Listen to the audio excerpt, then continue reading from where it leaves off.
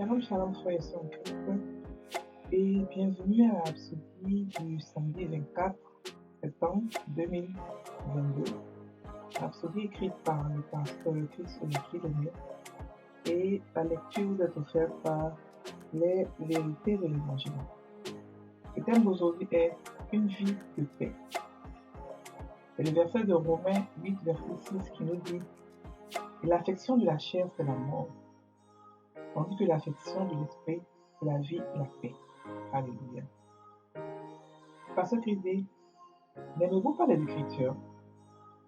Pensez à ce que nous venons de lire. Ça dit que si vous avez une pensée charnelle, cela mènera à la mort.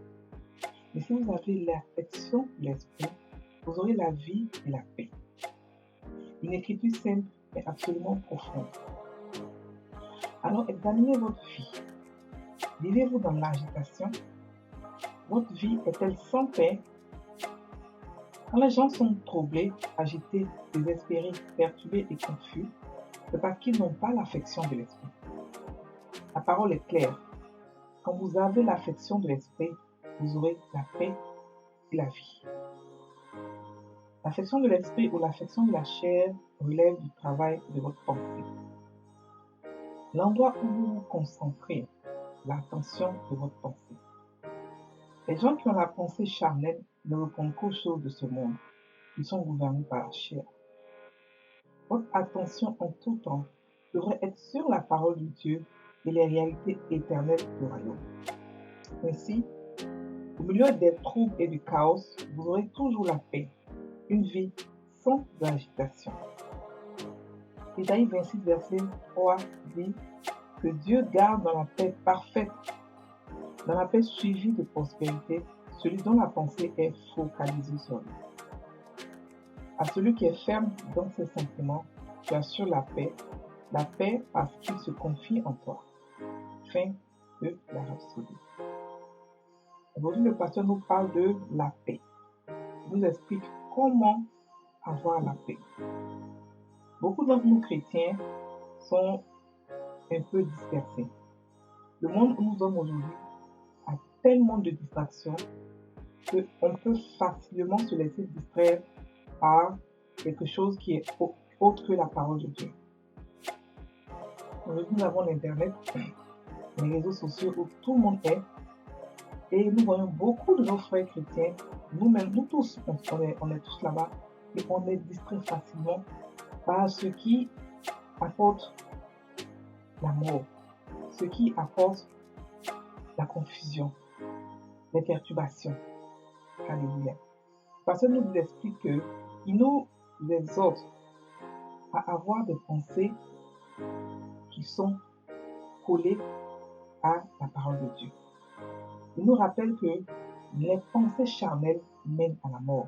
Pourquoi et comment? Lorsque nous avons tout le temps des pensées charnelles, des pensées de révolte, des pensées de jalousie, des pensées de mort, des pensées d'hypocrisie ou de rancune, alléluia, on s'éloigne petit à petit de Dieu. Parce que ces pensées-là deviennent pour nous comme des méditations. Et on médite là-dessus. Et on médite là-dessus et on s'éloigne de Dieu. Alléluia. On est dans un monde, c'est vrai.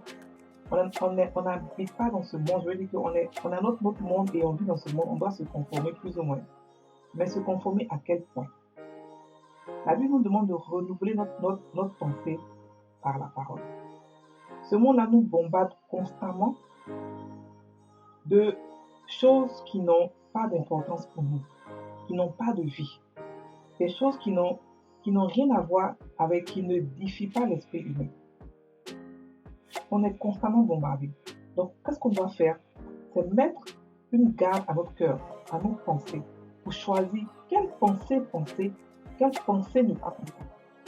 Quoi regarder et quoi ne pas regarder. Quoi écouter et quoi ne pas écouter. Parce que ces trois choses-là, les sens sont la porte de notre esprit. C'est par ces sens-là que nous apportons la parole de Dieu dans notre cœur, où nous apportons la poubelle dans notre cœur. Donc, être focalisé sur la parole de Dieu nous apporte quoi? La paix, la prospérité et tout ce que Dieu a mis à notre disposition. Il y a un paquet qui a été mis à notre disposition. Il y a une vie meilleure qui nous attend, qui est là, qui ne fait que pleurer, gémir après nous. Mais c'est à nous de pouvoir faire le premier pas. C'est à nous de pouvoir vouloir ce paquet. Et ce paquet-là, il y a la paix. Dieu nous a donné la paix, l'amour, la joie, la prospérité, le nom de Jésus, la santé divine, la nature de Dieu, le Saint-Esprit, le parler en langue et encore plein de choses. C'est-à-dire qu'il nous a tout donné. Il nous a mis en plus dans un endroit où on n'a pas de manque. On est dans l'abondance. Mais pour pouvoir prendre cela, il faudrait qu'on d'abord puisse le découvrir, le 1, et le 2, se l'approprier. Et cela passe par la méditation de ces choses qui nous appartiennent. Si nous n'avons aucune idée d'abord que ces choses nous appartiennent, nous n'allons pas les acquérir, de 1. Et si nous ne mettons pas, lorsqu'on les découvre, nous n'allons pas non plus les acquérir. Et cela prend du temps. Ce n'est pas en partant tout le temps, toute la journée, aller sur Internet, aller sur Facebook ou aller sur Instagram ou aller sur TikTok. Pendant des heures, on va croire qu'on va pouvoir éviter avoir l'héritage que Dieu nous a donné. Non. C'est au contraire en ayant l'affection de l'esprit qu'on aura tout ce que Dieu nous donne. La Bible dit que nous avons la vie de Dieu en nous. Nous sommes la vie. Nous pouvons ressusciter les morts. Parce que tel que Jésus est, tel que nous sommes dans ce monde. Et pour que ça puisse arriver, il faudrait que nous soyons loin des distractions qui n'ont rien à voir avec la parole de Dieu. Alors là, rien à voir.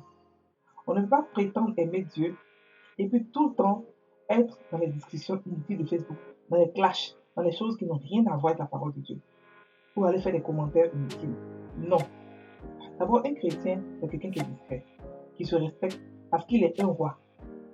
Donc, il ne se mêle pas de tout ce qui ne regarde pas. Il se mêle de ce qui le regarde. À moins que ce soit quelque chose qui va toucher les âmes. Mais là encore, il faut le faire de manière sage. Frères et sœurs en Christ. C'est vrai que dans ce monde, on doit se mélanger avec eux, mais on doit faire attention aussi à comment on se mélange. On doit être l'exemple. On doit être ceux qu'on regarde, ceux à qui on est, ceux qui montrent comment amener les gens à la vie. C'est nous qui prions pour les gens, c'est nous qui arrachons les hommes des ténèbres pour les amener à la vie. Donc on doit se comporter. On doit être à la fois le message et aussi avoir le message. Être le message, c'est être un exemple. Et avoir le message, c'est étudier le message pour le donner, pour le présenter aux gens. Ce message s'appelle la bonne nouvelle. Parce que c'est un message de bonne nouvelle. Un message où on dit aux pauvres, tu n'es plus pauvre. Un message où on dit à tout le monde, à n'importe qui, que maintenant tu es appelé Dieu, tu es un enfant de Dieu. Tu es appelé roi, tu es appelé reine, tu es appelé saint. Tu es appelé sacrificateur de l'Éternel. Tu es plus que vainqueur. Maintenant, tu as une famille. Et ton Père, c'est Dieu. C'est ça le message. Mais si nous sommes confus, nous sommes partout à la fois, si nous sommes dispersés, nous ne pourrons pas comprendre le message et en plus le donner. Donc, si actuellement vous vivez dans l'agitation, c'est que, plus ou moins, vos pensées ne sont pas les pensées de Dieu. Examinez-vous. La Bible dit que l'affection de l'esprit, c'est la vie et la paix. Ça ne veut pas dire que nous ne serons pas persécutés ou nous n'aurons pas de difficultés, non. Ça veut dire qu'au milieu des difficultés, nous aurons toujours la paix. Parce que la paix que Dieu nous donne, ce n'est pas la paix du monde, mais c'est sa paix à lui. C'est une paix qu'on ne peut pas troubler. Une paix qui ne dit pas son nom, une paix impeccable. C'est ce que Dieu nous donne. Et beaucoup d'entre nous ont déjà expérimenté cela. Il y a des gens qui nous voient et se demandent, mais comment est-ce que vous faites vous êtes tout le temps heureux, quelles que soient les situations. C'est parce qu'on a la paix de Dieu, parce qu'on étudie les Écritures. Donc, frères et sœurs, je vous exhorte à avoir les yeux sur les Écritures. Beaucoup d'entre nous n'ont pas cette pensée ou cette attention ou cette discipline de pouvoir étudier les Écritures. Beaucoup d'entre nous n'ont pas ça. Chaque chrétien doit comprendre qui il est de lui-même, pas par personne interposée. De lui-même, avoir une intimité avec la parole. L'étudier, la méditer et faire d'elle notre premier recours. dans n'importe quelle situation. Alléluia. Dieu nous a donné sa parole. Il faut que le chrétien comprenne. Prendre la parole et la lire et la déposer sur un lit et commencer à prier avec elle, ce n'est pas ça méditer la parole. Prendre la parole pour le Seigneur, tu as dit ça, donc fais, ce n'est pas ça méditer la parole. La méditation de la parole est de trois façons. On la prend, on l'imagine, on la contemple, on ne parle pas, on la regarde, on la contemple, on l'admire. La première étape. Deuxième étape, c'est de parler. C'est de parler la parole, de prier la parole. De la parler, de la confesser. La troisième étape, c'est de crier, c'est de rugir la parole, afin qu'elle puisse entrer en vous, mais par la force. Lorsque vous faites ça, vous écrivez la parole dans votre cœur et pas dans votre tête.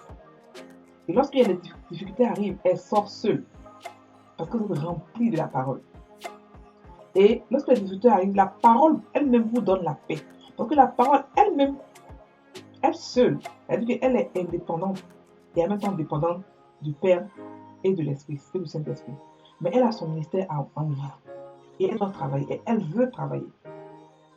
La parole de Dieu nous a été donnée. La Bible dit qu'au commencement était la parole. La parole était avec Dieu. La parole était Dieu. Donc ça veut dire que la révélation que nous avons de la parole, c'est Dieu qui est avec nous. Ça veut dire que la puissance de Dieu est avec nous aujourd'hui. La puissance créatrice de Dieu, ce qu'il a pris pour tout créer, cette puissance-là n'est plus avec lui. Elle est avec nous, ses enfants. Donc, frères et sœurs, la puissance est en nous.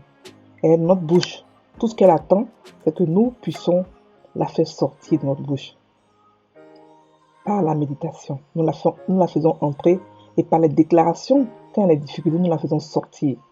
Pas forcément les difficultés, mais pour changer le cours de notre vie, comme ce que nous voulons voir. Nous avons le pouvoir de changer tout ce qui nous concerne par la parole de Dieu. Alléluia. Donc, frères et sœurs, pratiquons la parole.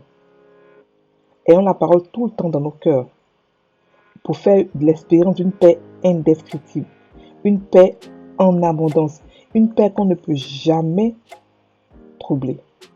Alléluia. Donc, on va faire maintenant la confession. Je pratique toujours ce que dit la parole. Par conséquent, je fais l'expérience d'une paix indescriptible à l'intérieur de moi. Je suis en paix au milieu des tempêtes. Je vis sans souci parce que Christ est mon tout. En lui, je suis autosuffisante, capable de faire toutes choses, et je suis surnaturellement comblée et fortifiée pour la vie triomphante. Béni soit Dieu. Alléluia. Frères et sœurs en Christ, passez une très bonne journée, soyez bénis.